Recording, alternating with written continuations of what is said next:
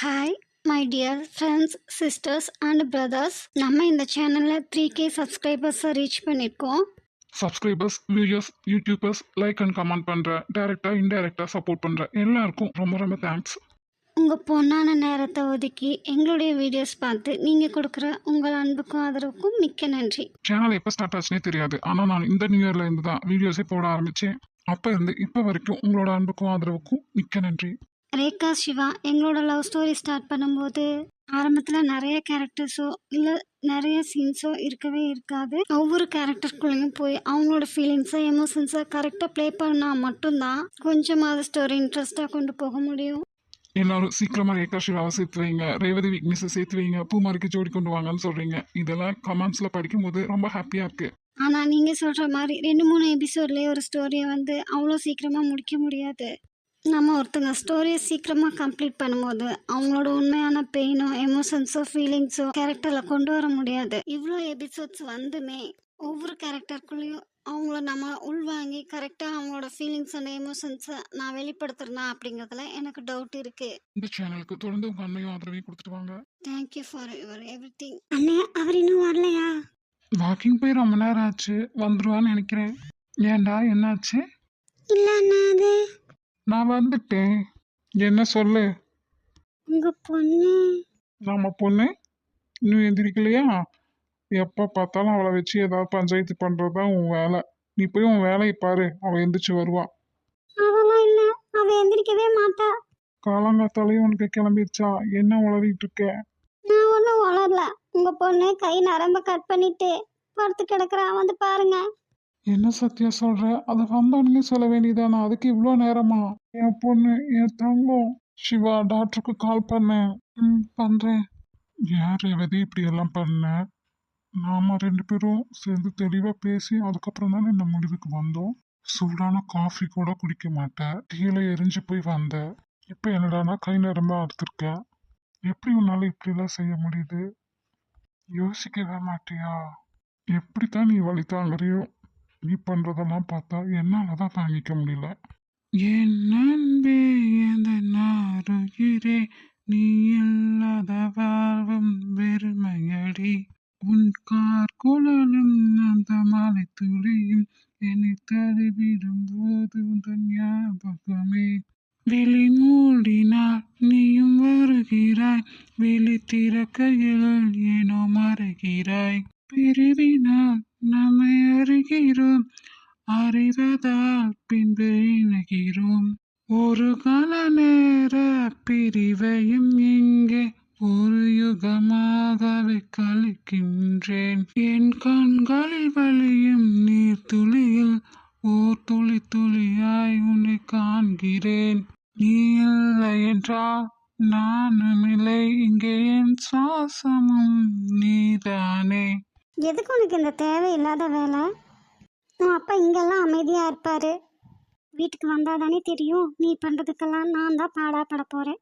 உயிருக்கு ஏதாவது ஆபத்தாக போயிருந்தா எதுவும் நடக்கலை, அதனால் பரவாயில்ல. இல்லைன்னா என்ன பண்ணுறது? உனக்கு நான் சொல்கிறதெல்லாம் புரியாது ரேவதி. நீ ஒரு அம்மாவாக இருந்து உன் பிள்ளை இப்படியெல்லாம் பண்ணும்போது அப்போ தெரியும் உனக்கு என்னோட வலி. சூடாக இருந்தால் சாப்பிட மாட்டேன், காஃபி குடிக்க மாட்டேன், குளிக்க மாட்டேன். ஆனால் தீயில போய் நல்லா வெந்துட்டு வந்தேன். சமைக்கும் போது காய்கறி நறுக்க கூட்டா கூட வரமாட்டேன். அதுக்கு கூட உங்கள் அப்பா அவள் வெட்டாட்டி பரவாயில்ல, என் பொண்ணு சமைக்கவே வேண்டான்னு நிற்பாரு. இப்போது காலங்காத்தால் கையை வெட்டிட்டு வந்து ஆஸ்பத்திரியில் உட்காந்தாச்சா?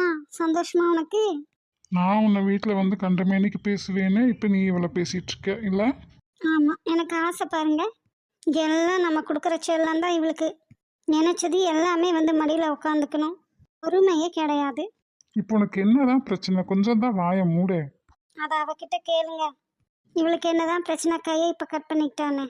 அம்மா கேட்கறது சரிதானடா. இப்போ உனக்கு என்ன பிரச்சனை? எதுக்கு இப்படி பண்ண? ஒன்றும் இல்லை டாடி. மனசில் ஒன்றும் இல்லாமையா இப்படி பண்ணுவேன்? அது நீ எப்போ பண்ணினியோ? நாங்கள் காலையில் தான் பார்த்தோம். எவ்வளோ பிளட்டு போயிருக்கே. வாயை திறக்க மாட்டாளே அழுத்தக்காரி. நாங்கள் உன்னை கஷ்டம் தெரியாமல் வளர்த்திட்டோம்ல, அதான் நீ இப்படிலாம் பண்ணிட்டு. வாவிக்கு பேசிட்டு இருக்கட்டும், நம்ம போய் டாக்டர்கிட்ட பேசிட்டு வந்துடலாமா? நெஞ்சம் தடுமாறுதே, நீதான் தேவை என் மயிலிறகே. கொஞ்சம் தடுமாறுதே, நீ என் பாதையே. ஏன் கொள்கிறாய் என்னை கண்ணா?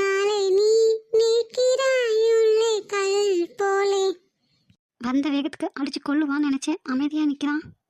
பண்ணின மெண்டத்தனமான காரியத்துக்கு தூக்கில் தொங்க விடணுண்டி இவனையெல்லாம். ஏன் விக்கி வந்துட்டு அமைதியா நிக்கிற? இல்லை, மெண்டல் ஹாஸ்பிட்டலில் அட்மிட் பண்ணியிருப்பாங்கன்னு நினச்சேன். இந்த ஹாஸ்பிட்டலில் அட்மிட் ஆயிருக்கியா? அதான். என் உடம்புல இருக்கிற வழியெல்லாம் எனக்கு பெருசா தெரியல விக்கி. நீ பேச்சுற பேச்சுல என் மனசுல இருக்கிற வழியை என்னால தாங்கிக்கவே முடியல. பைத்தியமா உனக்கு? ஆமா, உண்மையானதான். 2 பேரும் பேசி முடிவெடுத்து அப்புறம் தானே பிரிஞ்சோம். அப்படி இருந்தோம், அப்புறம் எதுக்கு நீ இப்படி பண்ண? ஒரு நிமிஷம், ஒரு செகண்ட் உன் அப்பா அம்மா சின்ன வயசுலேருந்து இப்போ வரைக்கும் பட்ட கஷ்டத்தை எல்லாம் யோசிச்சிருந்தா நீ இந்த காரியத்தை பண்ணியிருப்பியா? எல்லாருக்கும் எல்லாரும் ஆசைப்பட்டதும் எதிர்பார்த்ததும் எல்லாமே கிடைச்சிடாது ரேவதி. இருக்கிறத கிடைச்சத அக்செப்ட் பண்ணிட்டு வாழ பழகிக்கணும். ஒன்று இல்லைன்னா இனி ஒன்று சாய்ஸை மாற்றிட்டு போயிட்டே இருக்கணும். வலி எல்லாருக்கும் தான் இருக்கு. அதையவே பார்த்துட்டு உட்காந்துருந்தோம்னா வாழ்க்கையில் வேற எதையுமே பார்க்க முடியாது ரேவதி. எல்லாமே உனக்கு ஈஸியாக கிடைச்சறது இல்லை, அதனால தான் உனக்கு அதோட அருமை தெரியறது இல்லை. சின்ன வயசுலேருந்தே ரொம்ப கஷ்டப்பட்டு வந்திருந்தீங்கன்னா எவ்வளோ போராட்டங்கள், எவ்வளோ கஷ்டங்களை தாண்டி எவ்வளோ பேர் வராங்கங்கிறது உனக்கு தெரிஞ்சிருக்கும். உங்கள் அப்பா இந்த பொசிஷனில் இருக்காரு, கொஞ்சமாவது யோசிச்சிருக்கியா? உடம்பால மட்டும் இல்லை, மனசாலையும் எவ்வளோ திடமானவங்களா தைரியமானவங்களா இருந்தால் இந்த பொசிஷனில் உட்காந்துருக்க முடியும்னு. சரி, அவரை விடு. உங்கள் அம்மா அவங்களும் அதே பொசிஷன்ல இருந்தவங்க தானே, டிஐஜியா? அப்புறம் ஏன் உனக்கு அந்த அளவுக்கு மன வலிமை இல்லாமல் போச்சு? எடுத்தோம் கவுத்தோம் முடிவெடுப்பியா நீ? செத்துட்டா எல்லா பிரச்சனைகளுக்கும் தீர்வு கிடைக்கும்னா உலகத்தில் எல்லாரும் சாக வேண்டியதுதான். ப்ராப்ளம்ஸை ஃபேஸ் பண்ணணும் ரேவதி. அதை விட்டுட்டு இப்படித்தான் முட்டாள்தனமாக முடிவெடுப்பாங்களா? பேசி முடிச்சிட்டியா விக்கி? ம். அப்போ நீ எங்க அப்பாலாம் ரொம்ப புத்திசாலித்தனமா முடிவெடுக்கிறீங்க, நான் தான் முட்டாள்தனமா முடிவெடுத்துட்டேன் இல்ல? என்ன சொல்ல வர? சொல்லு. எங்க அப்பா என்னடானா அதனால எங்களுக்கு எந்த பிரச்சனையும் வந்துடக்கூடாதுன்னு ஒதுங்கி இருந்தாரு. அதே தானே நீயும் பண்ணின. அது கோலத்தனம் இல்லையா? இப்போ நான் பண்ணினதா கோலத்தனமா போச்சு இல்ல? இப்போ பேசு, ஏன் அமைதியா இருக்க? தப்பு தான் தாயே, மன்னிச்சிரு. சரி, 15 வருஷமா பிரிஞ்சிருந்தோமே, அப்பெல்லாம் இந்த மாதிரி முட்டாள்தனம் எதுவும் பண்ணல. இப்போ என்ன திடீர்னு? அப்பெல்லாம் நீயும் என்ன லவ் பண்ணுறேன்னு எனக்கு தெரியாதுல்ல, ஆனால் இப்போ தெரியும்ல. பிடிக்கலைன்னு சொல்லிட்டு விலகி போயிட்டா கூட தெரியாது, பிடிச்சிருக்குன்னு சொல்லிட்டு விலகி போனா காதலிக்கிறவங்க எல்லாருமே சேர்றது இல்லையே ரேவதி. அது அவங்கவுங்க சூழ்நிலை, இஷ்டம். ஊரார் முன்னணியில் உடம்பால தாலி கட்டி குடும்பம் நடத்தி சேரலாம் அப்படின்னாலும் மனசால இணைஞ்சிருப்பாங்க. ம், பெரிய புத்திசாலி. இவ போய் பார்த்தா பதில பாரு, வாய உடைக்கணும்டி. செகண்ட் லைஃப் ஸ்டார்ட் பண்ணுற எல்லாருமே நிம்மதியாக சந்தோஷமாக இருக்காங்கன்னு சொல்ல முடியாதுல்ல. ஃபர்ஸ்ட் லவ் நினச்சிக்கிட்டு செகண்ட் லவ் கன்டினியூ பண்ணலாம்ல. புரியல, நீ இப்போ என்னதான் சொல்ல வர? ஃபர்ஸ்ட் லவ் மறக்கிறதுக்கு செகண்ட் லவ் தேவைப்படுதுன்னா அப்போ யாரை மறக்கிறதுக்கு ஃபர்ஸ்ட் லவ் தேவைப்பட்டுச்சு? உங்களுக்கு ஃபர்ஸ்ட் லவ்லேயே இருக்கத்தான் பிடிச்சிருக்கு அப்படின்னா அப்புறம் செகண்ட் லவ்வை செலக்ட் பண்ணுறீங்க, அவங்களோட லைஃப்பை ஸ்பாயில் பண்ணணும். இவன் என்ன இன்டைரக்டா நம்மளை போட்டு தாக்குற மாதிரி இருக்கு. நான் எப்ப சொன்னேன் இவளை மறந்துட்டு வேற ஒரு கல்யாணம் பண்ணிப்பேன்னு? பைத்தியமா இவ? சேர்ந்து வாழ்றதுதான் காதல்னு இல்லை, சேராம இருக்கிறதும் காதல் தான். ம், அப்பாவும் நினைவுகளால் சேர்ந்து தானே இருக்காங்க. உன்கிட்ட எல்லாம் சத்தியமா பேச முடியாது. உங்க அப்பா போலீஸா இருக்காருல்ல, நீ வக்கீல் ஆயிரு. சரி, அதுதான் வேலைக்கு போகலான்னு முடிவெடுத்து விளக்கிட்டீங்களா? அப்புறம் இப்போ ஓடி வந்த? அது அதெல்லாம் நீ ஏன் கேட்குற? அது என் இஷ்டம். ம், பொய். என் உயிரை என் மூச்சே நீ தாண்டி அப்புறம் எப்படி நான் வராம இருப்பேன்? லூசா நீ? இதெல்லாம் பெரிய இவ ஏன் வந்தேன்னு கேட்குறாங்க. இது ஹாஸ்பிட்டல், யார் வேணா வரலாம் போகலாம். கேள்வியை பாரு. எனக்காக தானே ஓடி வந்த, வாய் திறந்து அதை சொல்லுவியா? வராதே வாயிலேருந்து திருவாய் மலர்ந்தா சென்னையில் சுனாமியே வந்துடும். ஹலோ. ம், என் ஃப்ரெண்டு இங்கே ஒருத்தவங்க அட்மிட் ஆயிருக்காங்க, அவங்கள பார்க்க வந்தேன். ம், எந்த ஃப்ரெண்டு? அது ஆஃபீஸ். ராப்பர் முண்டைய முட்டைக்கண்ணா, பொய்யா பேசுகிறேன். அந்த ஃப்ரெண்டு நான் தானே, அப்புறம் ஏன் பொய் சொல்கிறேன்? அதான் தெரியுதுல்ல மொட்டைக்கண்ணி, அப்படியே கேட்குறேன். மிஸ்டர். என்னடி அம்மு? ஆமாம், உன்னை பார்க்கத்தான் நான் வந்தேன். அதுக்கு என்ன இப்போ? ம், என்ன, நான் போகணுமா? சொல்லு, நான் போகிறேன். அது உங்கள் இஷ்டம். ம், இந்த வாய்க்கெல்லாம் ஒன்றும் குறைச்சல் இல்லை. பெயின் இருக்கா? ம், ஏற்கனவே இந்த காயங்களே இன்னும் ஆறலை, அந்த பெயினே இருக்கும். அதுக்குள்ளே இதெல்லாம் தேவையா? ஏன் இப்படியெல்லாம் பண்ணிட்டு இருக்க? ம், எல்லாரும் என்னையே திட்டுங்க, திட்டுக்கு தான் அங்கேருந்து இப்போ என்னை பார்க்க வந்தையா? நீ தானடா கஷ்டப்படுற. ம், என் மேலே உனக்கு அவ்வளோ லவ்வா? ம், அதை ப்ரூவ் பண்ணுறதுக்காகலாம் இல்லை. நான் யாருக்கும் எதையும் ப்ரூவ் பண்ண எக்ஸ்பிளைன் பண்ணணும்னு அவசியம் இல்லை. சொல்லாமல் அவங்களே புரிஞ்சுப்பாங்க.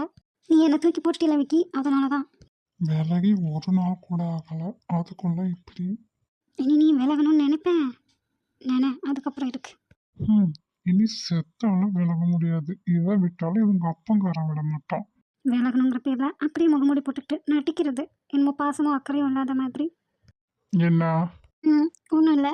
நரி சிங்கம் மாதிரி வேஷம் போட்டுருந்துச்சான். ஒரு நாள் மழை பெய்யும்போது அதோட வேஷம்லாம் களைஞ்சு போச்சான். நரியின் வேஷம் களைஞ்சு போச்சு. டும் டும் டும் டும்.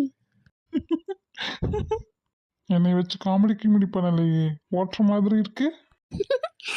உங்களை ஓட்டுறக்கு நீங்கள் என்ன வெகிக்கலாம்? ஐயோடா, சிரிப்பே வரல. ம் அது எப்படி இத்தனை வழியிலையும் என்ன ஓட்டணும்னு உனக்கு தோணுது? அதான் ரொம்ப அழகாக நடிக்கிறீங்களே, அப்புறம் என்ன? பெயின் இருக்கா? ஏன் ஆமான்னு சொன்னால் நீங்கள் என்ன என் பையனை வாங்கிக்க போகிறீங்க? இல்ல. அப்புறம் என்ன? ம், விக்கி விக்கி ம், என் மேலே கோவமா? என் மேலதான் கோவம். என்னால தானே நீ இப்படி எல்லாம் கஷ்டப்படுற. அப்படியெல்லாம் எதுவும் இல்லை. இங்கே பாரு விக்கி, ம், பாரு. சாரி. நீ எதுக்குடா சாரி கேட்கணும்? நான் தான் சாரி கேட்கணும். சாரி ரேவதி. தேங்க்யூ. இனிமேல் இப்படி எல்லாம் பண்ண மாட்டேன்னு ப்ராமிஸ் பண்ண. இனிமேல் சத்தியமாக இந்த மாதிரி எல்லாம் நான் எதுவும் பண்ண மாட்டேன். ப்ராமிஸ். குட். சொன்னா மட்டும் பத்தாது, ஃபாலோ பண்ணணும். நீ மட்டும் என்னை விட்டுட்டு போகவே மாட்டேன்னு சொன்ன. அப்போ விட்டுட்டு போகலையா? அப்போ நீ ஃபாலோ பண்ணலையா என்ன மட்டும்? நான் வாயில தான் சொன்னேன், ஆனால் சரி, இனிமே நான் ஃபாலோ பண்ணுறேன். கண்டிப்பாக இனிமேல் நான் உன்னை விட்டுட்டு போக மாட்டேன். நான் அப்படி என்ன மீறி நான் உன்னை விட்டு விலகி போனா நீ என் சட்டையை பிடிச்சி கேளு, சரியா? ஆனால் இந்த மாதிரி மெண்டத்தனமாக எதுவும் பண்ணாத. I love you Revathi. I love you Vicky. சரிங்க மேடம், நான் கொடுத்ததை திருப்பி கொடுங்க. என்னது? என்னதான்? நான் இப்போ உங்களுக்கு கொடுத்தது வட்டிக்கு தான் கொடுத்துருக்கேன். அசலை நீங்களே வச்சுக்கோங்க, வட்டியை மட்டும் கொடுத்துருங்க. உங்ககிட்ட இருந்து விலை உயர்ந்த வேணா நான் எதிர்பார்க்குறேன். அது கிடைக்கும் போது கொடுக்குறேன். விவரம் தான். சிறகாக உன்னை நான் ஏந்தி செல்வேன், சினுங்காமல் உன்னை நான் பார்த்து கொள்வேன். ஒரு கோடி இன்பங்கள் உன்னை பார்த்த நொடியில், நான் வாழும் நாள் மட்டும் நீ எந்த மடியில். ரேவதிக்கும் விக்கிக்கும் ஏதோ பிரச்சனை, அதனால தான் அவள் கையை கட் பண்ணியிருக்கா.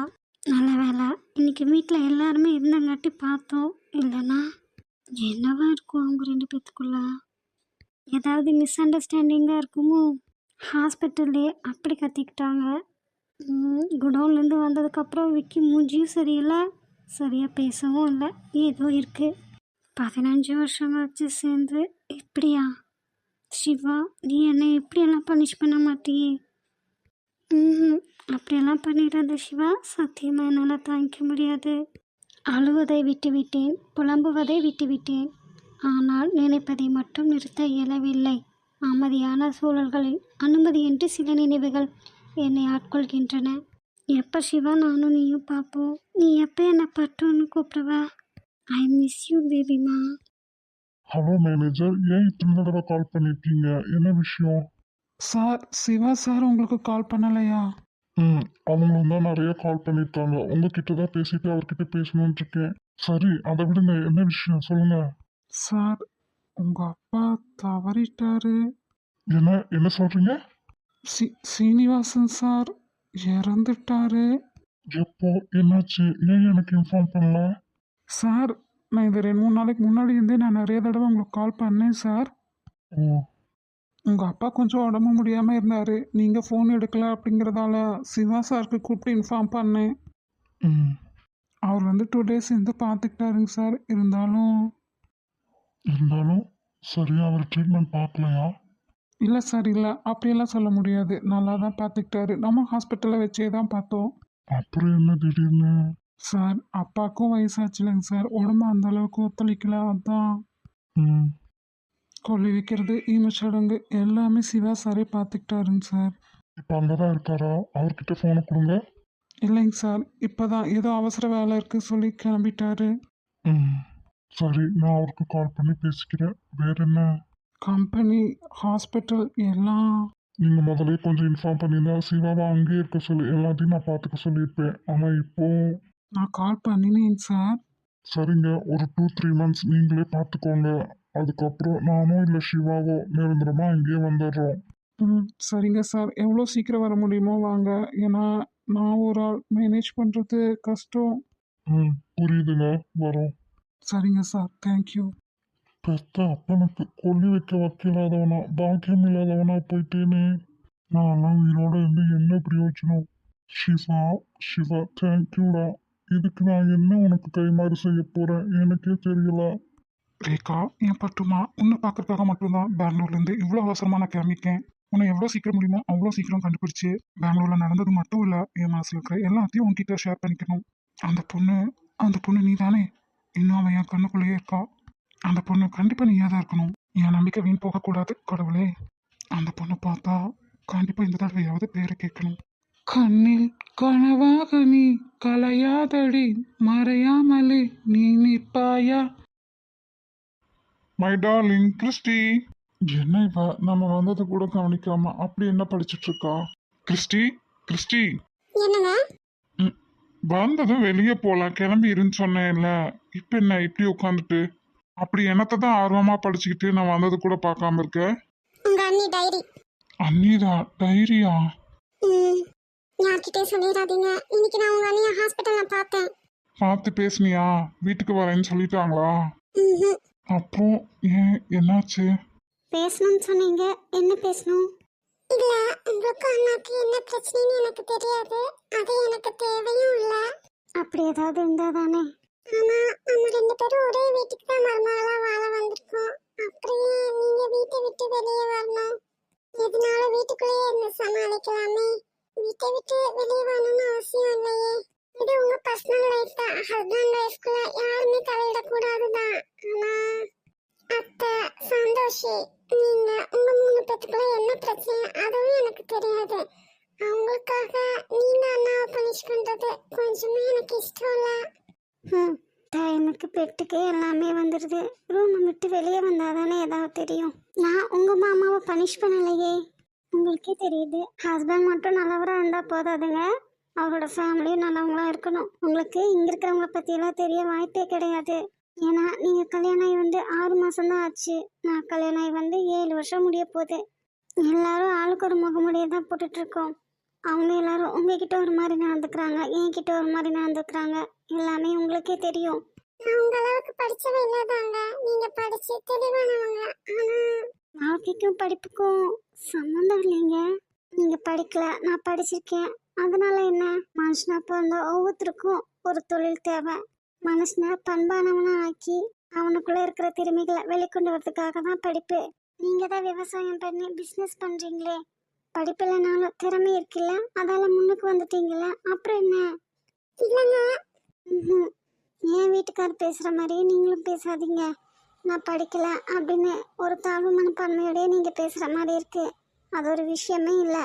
படிச்ச நாங்களாம் ஸ்டெப்ஸ் ஏறி இறங்கி தான் வேலை வாங்கணும். எங்க பிள்ளைங்களுக்கும் அதே நிலைமை தான். ஆனா நீங்களாம் அப்படி இல்லைல்ல. சுயத்தொழில சந்தோஷமா பண்றீங்க. யாருக்கும் அடிமை இல்லை. படிச்ச நாங்களாம் பில்டிங்குள்ள உட்காந்து வேலை பார்க்கலாம். ஆனா பசின்னு ஒன்று வரும்போது உங்ககிட்ட தானே வந்து நிக்கணும். இல்லைங்க. உங்களை நீங்களே குறைச்சி மதிப்பிடாதீங்க.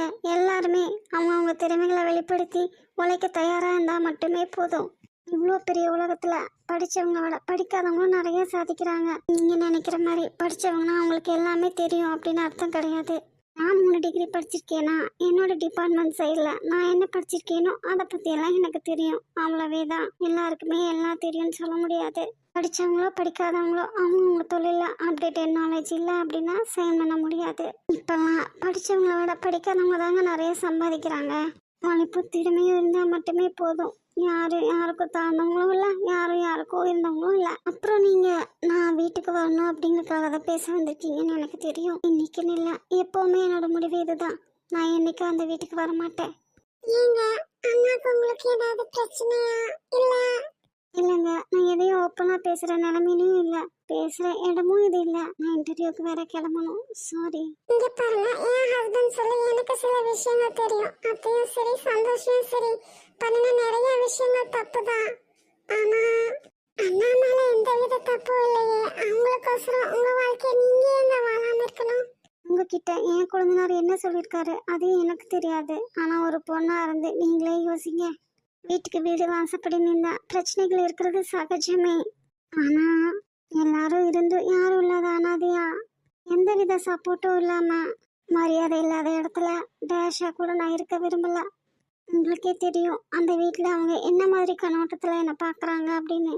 இதுக்கு மேலேயும் நான் உங்களுக்கு சொல்லி புரிய வைக்கணும்னு அவசியம் இல்லைன்னு நினைக்கிறேன். ம் உடஞ்சி போனதை ஒட்ட வைக்கணும்னு நினைக்காதீங்க. அப்புறம் அவருக்குன்னு ஒரு வாழ்க்கை இருக்கு, அதை அவர் சந்தோஷமா வாழட்டும். அதுக்கு நான் எந்த விதத்துலையும் தடையா இருக்க மாட்டேன். எனிவே என்னோட வாழ்க்கையை பற்றி என்னோட பெற்றவங்களே யோசிக்காத போது நீங்கள் யோசிச்சு இவ்வளோ தூரம் நின்று பேசுனதுக்கு ரொம்ப தேங்க்ஸ். வரேங்க. போலாமாங்க? போலாங்க. அவ யார் பேசினாலும் இப்படிதான் பிடி கொடுக்காம தான் பேச போறா. நம்ம இல்லாதப்ப என்ன நடந்துச்சுன்னு நமக்கு தெரியாதுல்ல. அது தெரியற வரைக்கும் நம்மளாலையும் ஒன்றும் பண்ண முடியாது. ஆனாதான் நீங்க பேசி பார்க்குறேன்னு சொன்னப்பவே வேண்டான்னு சொன்னேன், நீங்க தான் கேட்கல. Anyway thanks. உங்க டைம் வேற நாங்க வேஸ்ட் பண்ணிட்டோம். வாங்க போலாம். அப்படியெல்லாம் எதுவும் இல்லைங்க. இன்னைக்கு இல்லைனாலும் என்னைக்கு ஒரு நாள் நம்ம தெரிஞ்சுதானே ஆகணும். தெரியாம எப்போ இருப்போது. வாங்க போலாம். ஏன் அண்ணி இப்படி பிடி கொடுக்காமயே பேசுறாங்க? அதை தெரிஞ்சுக்கணும் அப்படிங்கறதுக்காகத்தான் அவங்க ரூம்ல போய் டைரி எடுத்துட்டு வந்து படிச்சுட்டு இருக்கேங்க. இது படிக்கும்போது நீங்க நிறைய என்கிட்ட போய் சொல்லிருக்கீங்கன்னு தெரியுது. நான் ஏன் கிறிஸ்டி உன்கிட்ட போய் சொல்ல போறேன்? எனக்கு என்ன அவசியம்? அது உன்கிட்ட எல்லாத்தையும் மறைக்கிற அளவுக்கு. ஆமா, நீங்க எல்லா தடவையும் உங்க அம்மா மேல தப்பே இல்லாத மாதிரி என்கிட்ட சொல்லிருக்கீங்க. ஆனா எல்லா தப்புமே உங்க அம்மா மேலதான் இருக்கு. எனக்கு அப்பவும் சந்தேகம் இருந்துச்சு. ஆனா டைரியை படிச்ச பின்னாடியே அது கன்ஃபார்ம் ஆயிடுச்சு. சரி, மாமியார் மருமகள் பிரச்சனை அப்படிங்கிறது எல்லாத்து வீட்லயும் இருக்கிறது தான். அதுக்காக வீட்டை விட்டு ஏன் வெளியே போகணும்? நான் இன்னும் அவங்க டைரியை முழுசா படிச்சு முடியலங்க. ஆனா படிச்சது வரைக்கும் என்ன தோணுதுன்னா, சொல்லு, எங்க அம்மாட்ட பேசி பார்ப்போம். உங்க அம்மாட்ட பேசுறதுல எந்த வித பிரயோஜனமும் இல்லை. ஏன்னா உங்க அம்மாவை திருந்தாத செல்வம். எவ்வளவு பிரச்சனை வந்திருந்தாலும் அவங்க மேல தப்பே இருந்தாலும் உங்க அன்னைக்காக உங்க அண்ணா நின்று பேசியிருக்கணும். அதை பண்ணவே இல்லை. நீங்க எப்படி எப்பவுமே உங்க அம்மா சைடு தான் பேசுறீங்களோ அதே தான் உங்க அண்ணாவும் பண்ணிருக்காரு. அதுதான் எனக்கு இப்போதைக்கு தெரிஞ்ச பிரச்சனை. நீ அடுத்தடுத்து படிச்சாதான் தெரியும். இதெல்லாம் ஒரு விஷயமா? பொண்ணுங்களை பொறுத்த வரைக்கும் அவங்க ரொம்ப எதிர்பார்க்கறதே இதை மட்டும்தான். அதே பண்ணலன்னா, கல்யாணம் பண்ணிட்டு வந்தவரே தன்னோட எண்ணங்களுக்கும் உணர்வுகளுக்கும் மதிப்பு கொடுக்கல அப்படின்னா அப்ப அடுத்தவங்க எப்படி தருவாங்க? ஆண்களை பொறுத்த வரைக்கும் இது பெரிய விஷயமா இல்லாம இருக்கலாம். ஆனா பொண்ணுங்களை பொறுத்த வரைக்கும் இது பெரிய விஷயம்தான். சரி, அப்ப எங்க அண்ணனை உட்கார வச்சு பேசிருக்கலாமே. நான் தான் சொல்றேனே, உங்க வீட்டுல யார்கிட்டயுமே உட்கார வச்சு பேசுறது வேஸ்ட்டுன்னு. தான் பிடிச்ச மயிலுக்கு 3 கால் தான் நிக்கிறவங்க தானே நீங்க எல்லாரும். இதுல எழுதியிருக்கிறதெல்லாம் வேணா சாதாரண வார்த்தைகளாம் தெரியலாம். அவங்க எவ்வளவு வலி கஷ்டத்தை உணர்ந்து இருந்தா இதை எழுதியிருப்பாங்க. உங்க அம்மாவை தங்கச்சி சும்மா இல்லைங்க, மென்டலி பிசிக்கலி அவங்களுக்கு ரொம்ப டார்ச்சர் கொடுத்துருக்காங்க. போதா குறைக்கும் அவங்க பண்றதுக்கெல்லாம் நீங்க எல்லாரும் சப்போர்ட்டா நின்றுக்கீங்க. அதுவே அவங்களுக்கு பெரிய ஐடிதான். லேடிஸ் விஷயத்துல நாங்க என்ன பேசுறதுன்னு தான். அப்ப உங்களுக்காக நான் மட்டும் வயசு வந்து பேசணும், அம்மா வந்து பேசணும், எல்லாரும் வந்து பேசணும். எங்களுக்காகனா யாரும் வர மாட்டீங்க. அப்படி இல்லடா. அவங்க எதிர்க்கதெல்லாம் படிச்சு பாருங்க. எவ்வளவு மோசமான பிஹேவியர்ஸோட நீங்க இருந்திருக்கீங்கன்னு நல்லா தெரியும். நான் என்னதான் உன்னை லவ் பண்ணிட்டு இருந்திருந்தாலும் வேலைக்கெல்லாம் சரியா போகாம ஊதாரியா தான் தெரிஞ்சிட்டு இருந்தேன். அவங்க வந்த பின்னாடிதான். அதை பத்தியெல்லாம் அவங்க எதுவும் இதுல எழுதலாம். ஆனா எனக்கே சேஞ்சஸ் தெரியுது. எழுதலையா? அப்புறம் வேற என்ன எழுதியிருக்காங்க? என் அண்ணாதான் படிக்க கூட போகாம ஸ்கூலை விட்டு நின்றுட்டு வேலைக்கு போய் இப்ப வரைக்கும் குடும்ப சுமையை சுமக்கிறான். என் அக்கா கல்யாணம் பண்ணி வச்சு டெலிவரி செலவு, வளகாப்பு செலவு, குழந்தைங்களுக்கு காது குத்தலேருந்து இப்ப வரைக்கும் எல்லாமே அவன் தான் பாத்துக்கிறான். அதனாலதான் சார் அவங்கள அப்பா அம்மா ஸ்தானத்துல வச்சு பயங்கரமா கவனிச்சிட்டீங்கல்ல. ஏன் தலை கீழே குனியுது? அந்த அளவுக்கு மோசமால அவங்கள நடத்திருக்கீங்க. கிறிஸ்டி, சீ, வாய மூடு. ஒரு மனுஷியா கூட அவங்கள நீங்க பார்க்கவும் இல்லை, நடத்தவும் இல்லை. என்ன ஜென்மம் நீங்கெல்லாம்.